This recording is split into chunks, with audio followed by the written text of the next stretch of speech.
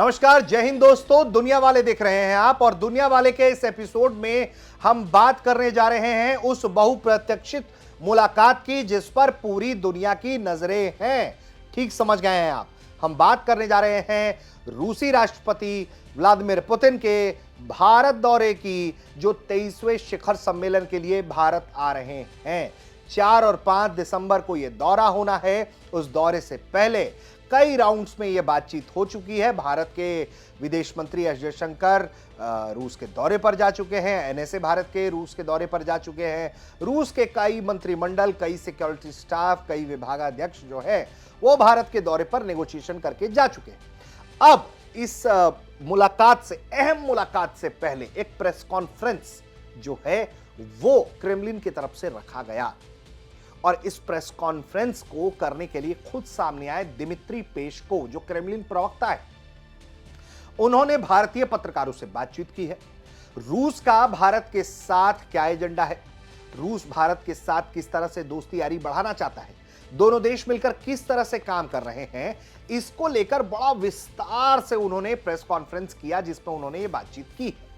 इस press conference से जो बड़ी बातें निकलकर सामने आई वो आपको बताना चाहिए, वो आपको जानना चाहिए कि रशिया का क्या विजन है।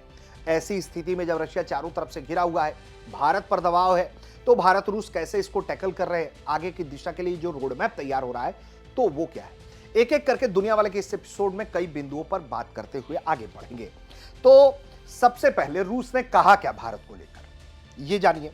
तो दिमित्री पेस्कोव जिन्होंने प्रेस कॉन्फ्रेंस की, उन्होंने कहा कि देखिए, यूक्रेन युद्ध के दौरान जब पश्चिमी देशों ने रूस पर पूर्ण प्रतिबंध लगा दिया, तब भी भारत ने ना तो निंदा की और ना ही हमसे दूरी बना ली कि नहीं नहीं नहीं नहीं तुम्हारे साथ तो बातचीत नहीं हो सकती। ऐसा भारत ने नहीं किया। यह रिश्ता विशेष है और विशेषाधिकार प्राप्त रणनीतिक साझेदारी है और यही उसका सबसे मजबूत उदाहरण है। पेस्कोव ने एक और बहुत अहम बात कही पत्रकारों के सवाल पर। वो कहते हैं कि देखिए, भारत के साथ सबसे खूबसूरत बात यह है कि भारत किसी तीसरे की बात नहीं सुनता है। हम कर रहे थे, हम ये क्यों कर रहे थे, ये सब कुछ उसने हमसे सुना, हमारा पक्ष ईमानदारी से जाना। भारत यूरोप की तरह व्यवहार नहीं करता है। जो पेस्कोव ने कहा कि भारत जो है वो यूरोप की तरह व्यवहार नहीं कर रहा है कि भाई हमें सुन ही नहीं रहा है, अपना एक मन बना चुका है, तो इसलिए भारत विश्वसनीय मित्र है, ये दावा है उसका।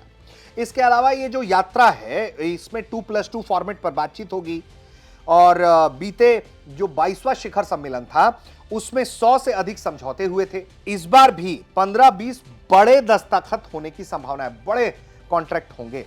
व्यापार असंतुलन जो है, इम्बैलेंसिंग जो है, उसको बैलेंस करने की कोशिश है, ट्रेड को बैलेंस करने की कोशिश है। 2024-25 की अगर बात करें तो द्विपक्षीय व्यापार 70 बिलियन के पार पहुंच गया, लेकिन भारत का निर्यात केवल 4-5 बिलियन ही है। रूस चाहता है कि Bharat pharma, auto parts, textile, machinery, चाय कॉफी बढ़ाकर निर्यात करे। रुपया रूबल व्यापार को इसी असंतुलन को कम करने में सबसे बड़ा हथियार समझा जा रहा है।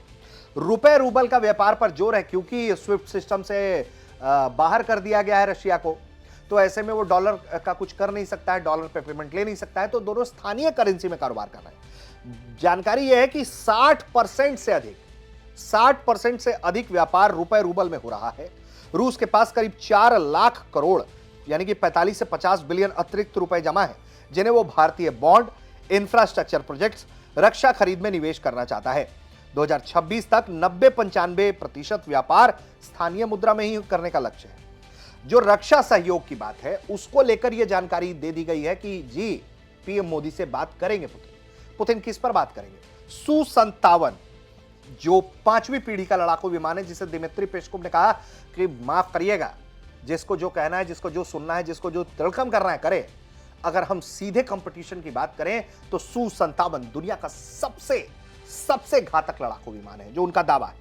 इसको लेकर वो भारत के साथ ज्वाइंट प्रोडक्शन पर बात कर सकते हैं, साइनिंग हो सकती है। इसके अलावा S-400 की बाकी रेजिमेंट्स 2026 तक डिलीवर करने पर बात हो सकती है। ब्रह्मोस मिसाइल के निर्यात संस्करण रूस को भी मिल सकता है।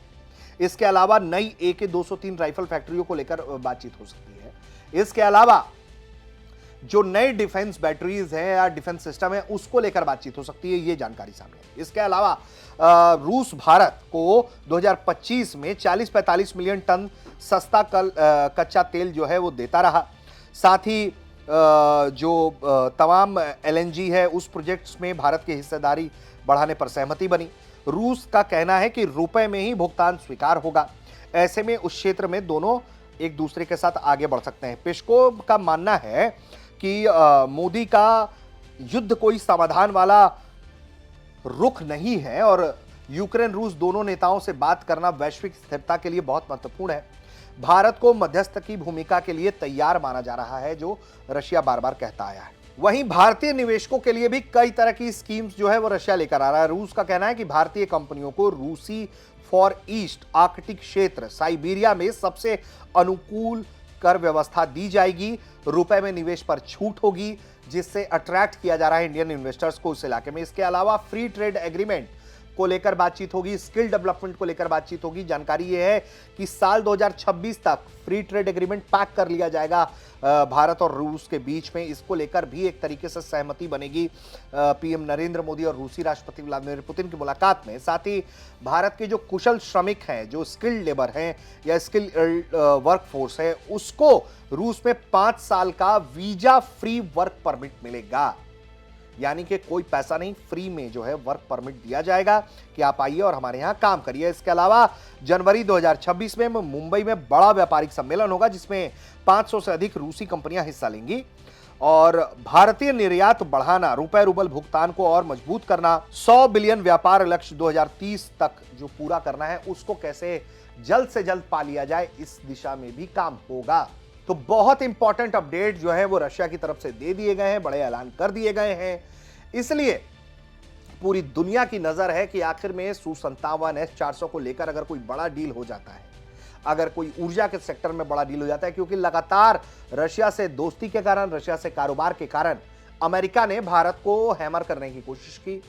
अमेरिका ने भारत पर टैरिफ भी लगाया, 25% एक्स्ट्रा, 50% अत्याधिक टैरिफ भारत पर इसीलिए लगाया गया कि वो रूस से कारोबार कर रहा था।